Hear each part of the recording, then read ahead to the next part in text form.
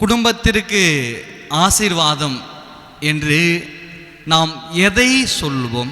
கடவுள் என் குடும்பத்தை ஆசீர்வதித்திருக்கின்றார், கடவுள் என் குடும்பத்தை ஆசீர்வதித்திருக்கின்றார் என்று எதை வைத்து நம்முடைய குடும்பத்தில் சொல்வது உண்டு? எதை வைத்து நம்ம குடும்பத்துக்கு, என் குடும்பத்துக்கு எங்கே ஃபாதர் ஆசீர்வாதம் வருதுன்றீங்களா? கடவுள் எல்லா குடும்பத்தையும் ஆசீர்வதிக்கின்றார். சும்மாலாம் சொல்லக்கூடாது. எல்லா குடும்பத்தையும் ஆசீர்வதித்திருக்கின்றார். என்ன ஆசீர்வாதம்? பொருளா, செல்வமா, அல்லது பணி உயர்வா? என்ன என்றால், எந்த குழந்தையும் நல்ல குழந்தைதான் மண்ணில் பிறக்கையிலே அது நல்லவராவதும் தீயவராவதும் யாருடைய வளர்ப்பில்? ஜெயிலில் நிறைய பேர் இருக்கிறாங்கன்னா அது அவன் செஞ்ச தப்பு கிடையாது. நிறைய பேர் குற்றவாளியாக இருக்கின்றால் அது அவர்கள் செய்த தவறு கிடையாது, அது கடவுள் செய்த தவறு கிடையாது.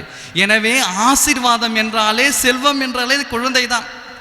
அதுதான் ஒரு அபூர்வமான ஒரு ஆசீர்வாதம். கடவுள் என் குடும்பத்தை ஆசீர்வதித்து இருக்கின்றார் என்றால் அது குழந்தை செல்வம். எனவே இறைவனுடைய ஆசீர்வாதம் நமக்கு கிடைத்திருக்கின்றது நாம் உணர்ந்து கொள்ள வேண்டும் என்றால், என்னுடைய குடும்பத்துக்கு இறைவன் குழந்தையின் மூலமாக ஆசீர்வதிக்கின்றார். எனவே தான் இறைவன் படைத்த மக்களுக்கு கூறுகின்றார், பலுகி பெருகி மண்ணுலகை நிரப்புங்கள் என்று கூறுகின்றார்.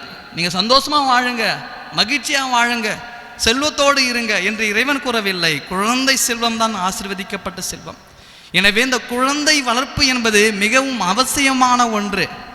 எனவே நம்முடைய வாழ்க்கையிலே நாம் குழந்தைகளுக்கு எவ்வளவு முக்கியத்துவம் கொடுக்கின்றோம் என்று நாம் சிந்திக்க வேண்டும் அன்பார்ந்தவர்களே.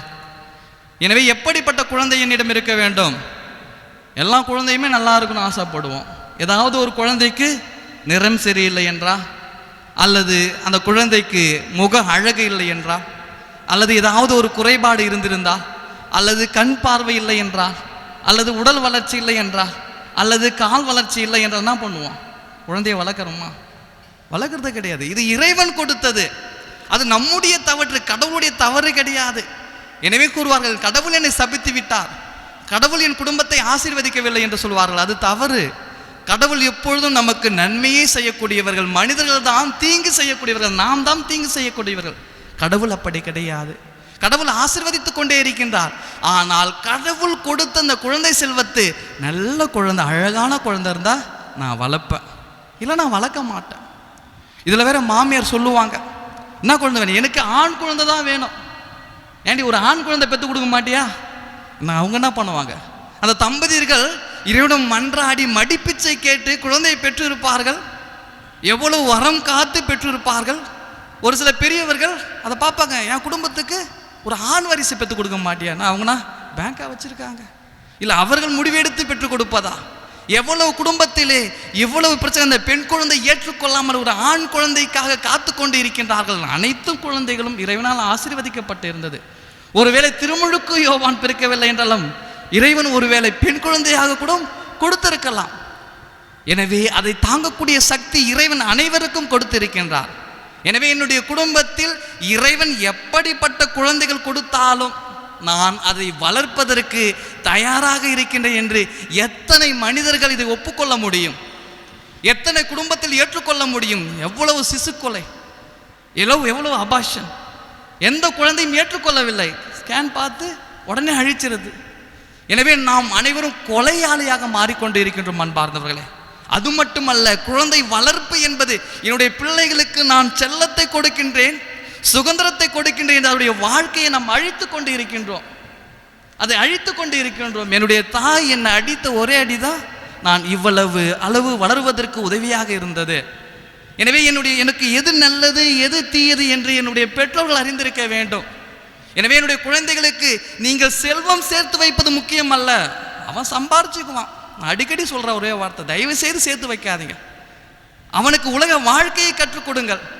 உலகத்தில் இருக்கின்ற அந்த துன்பத்தை அறிந்து கொள்ளக்கூடிய சக்தியை கொடுங்கள், தாங்க கொள்ளக்கூடிய சக்தியை கற்றுக் கொடுங்கள்.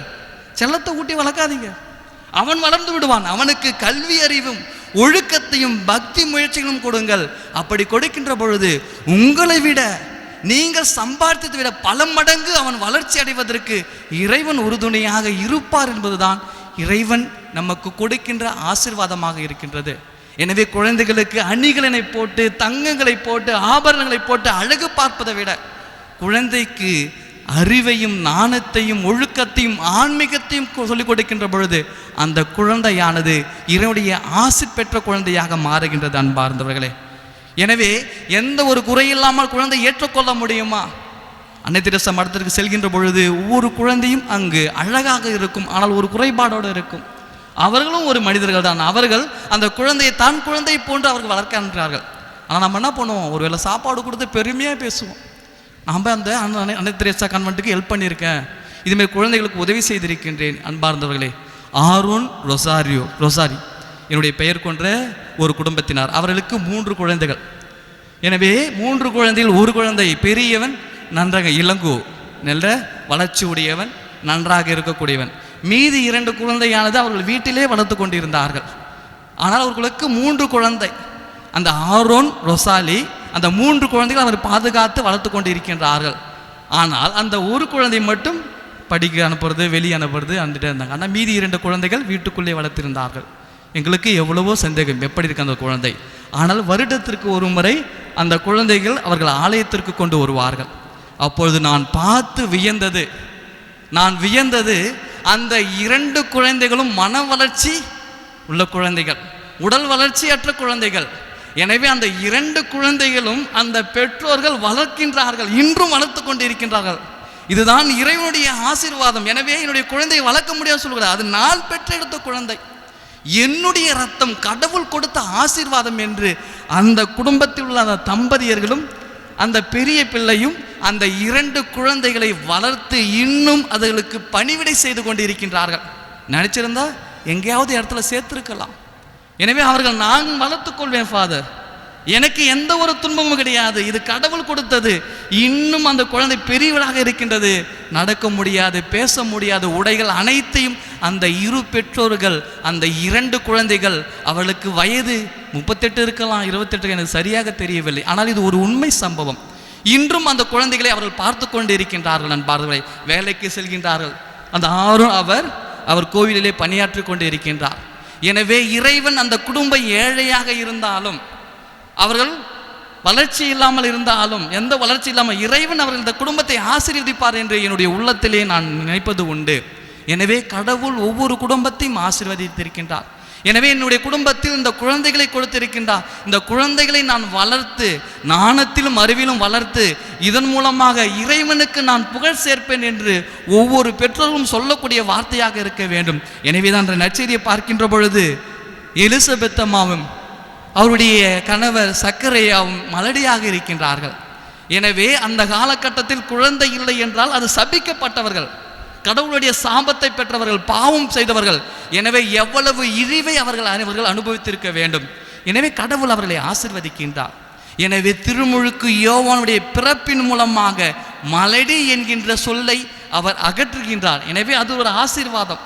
எனவே திருமுழுக்கு யோவான் பிறப்பின் மூலமாக அந்த வயதான பெற்றோர்களுக்கு கடவுள் ஆசீர்வதித்து, உமக்கு நான் குழந்தை செல்வத்தை கொடுப்பேன், இந்த குழந்தை உங்களுடைய குடும்பத்திற்கு அல்ல, இது உலகிற்கு மாட்சியையும் இறைவனுடைய வருகையும் எதிர்பார்க்கக்கூடிய அளவுக்கு இவர்களை உருவாக்குங்கள் என்று அந்த கடமையும் அந்த பொறுப்பையும் அவருடைய பெற்றோருக்கு கொடுக்கின்றார்கள். இதுதான் ஒரு உண்மையான பெற்றோர்கள் அதை ஏற்றுக்கொள்கின்றார்கள். எனவே சக்கரையா விசுவாசம் இல்லாமல், நம்பிக்கை இல்லாமல், நானோ வயது முதிர்ந்தவன், எனக்கு இந்த பாக்கியம் கிடைக்குமா கிடைக்காது என்று அவர் நகைத்தார். அவர் நம்பிக்கை இல்லாமல், என்னுடைய வாழ்க்கை முடிந்து விட்டது, இருந்தாலும் நான் இறைவன் நிகழ்ச்சிக்கு உண்டாக்கவில்லை, இறைவன் எனக்கு வாழ்க்கை கொடுத்தார் என்று அவர் தூபம் காட்டி குருவாக இருந்து நன்றி செலுத்துகின்றார். ஆனால் இறைவன் அவரை ஆசீர்வதிக்கின்ற பொழுது, நீ நம்பாததால் உமக்கு பிறக்க போகும் குழந்தை நீ இனிமேல் பேச மாட்டா என்று இறைவன் அவரை தண்டிக்கின்றார் தூதர்களின் மூலமாக. ஆனால் எப்பொழுது எலிசபெத்தும் சக்கரையும் தன்னுடைய மகனுடைய பெயரை எழுதுகின்றாரோ அப்பொழுது அவருடைய நா கட்டவிழ்க்கப்படுகின்றது, அவருடைய நாவு பேசப்படுகின்ற, வாய் திறக்கப்படுகின்றது. எனவே அவர் செய்த ஒரு வார்த்தை, எனக்கு கடவுளை பார்த்து அந்த குழந்தையை அவர் எடுத்து கொஞ்சவில்லை, கடவுளை போற்றி புகழ்ந்தார் என்று இறைவார்த்தை கூறுகின்றது. இதுதான் ஒரு நல்ல பெற்றோர்கள், இதுதான் நல்ல குடும்ப தலைவர் தலைவியுமாக இருக்கின்றார்கள். எனவே என்னுடைய குடும்பத்தில் நான் எப்படிப்பட்ட தலைவன் தலைவியாக இருக்கின்றேன், என்னுடைய பிள்ளைகளுக்கு எப்படி நான் வாழ்க்கையில் வளர்க்கின்றேன், எனவே என் பிள்ளைகளுக்கு முன்பாக நான் எந்தெந்த வார்த்தையை பேசுகின்றேன், எனவே என் குடும்பத்தில் பிற குடும்பத்தை நான் கம்பேர் பண்ணி பேசும்போது, தவறுதலாக பேசும்போது என் பிள்ளைகள் பார்த்து இருக்கிறார்கள். நான் செஞ்ச தப்பு தான் என் பையன் செய்வான், நான் செஞ்ச தப்பு தான் என்னுடைய பிள்ளைகள் செய்வோம். எனவே எந்த தாய் செய்கின்றாரோ அந்த தாயினுடைய தவற்றை தன்னுடைய பிள்ளைகள் செய்வார்கள், எந்த தந்தை செய்கின்ற தவற்றை அவருடைய பிள்ளைகள் செய்வார்கள். எனவே தான் இந்த வார்த்தையானது இப்படி கூறுகிறது. எனவே பிள்ளைகள் தவறு செய்வது என்பது அது அவன் செய்த தவற்றல்ல, அவர்கள் பெற்றோர் செய்த தவறு. எனவே பிள்ளைகளை நல்ல முறையில் ஏற்று அவர்களை வளர்க்க வேண்டும். எனவே இது கடவுள் கொடுத்த செல்வம் என்று இறைவார்த்தை கூறுகின்றது. எனவே நான் எந்த சூழ்நிலையும் கடவுள் கொடுக்கின்ற இந்த குழந்தை செல்வத்தை நான் ஏற்றுக்கொண்டு, என்னுடைய ஆசீர்வாதத்தை ஏற்றுக்கொண்டு, என்னுடைய குடும்பத்தில் என் குழந்தைகளுக்கு ஆன்மீகத்தையும் பக்தியும் நாணயத்தையும் ஒழுக்கத்தையும் சொல்லிக் கொடுத்து வளர்க்கின்ற பொழுது என்னுடைய குடும்பம் ஆசீர்வதிக்கப்பட்ட குடும்பமாக இருக்கும் என்பதுதான் இறைவார்த்தை கூறுகின்றது. எனவே இறைவன் இந்த குழந்தையின் மூலமாக நம்மை நிறைவாக ஆசீர்வதிக்க தொடர்ந்து நம்முடைய பிள்ளைகளுக்காக, அந்த உலகில் இருக்கின்ற அனைத்து குழந்தைகளுக்காக நாம் மன்றாடுவோம். இறைவன் அவர்களுக்கு நல்ல ஒரு நாணத்தையும் நல்ல ஒரு வளர்ச்சியும் கொடுப்பதற்காக மன்றாடுவோம். இவருடைய அருளை பெற்றுக்கொள்வோம். நல்லாயன் என்றென்றும் வாழ்த்து பெறுவாராக.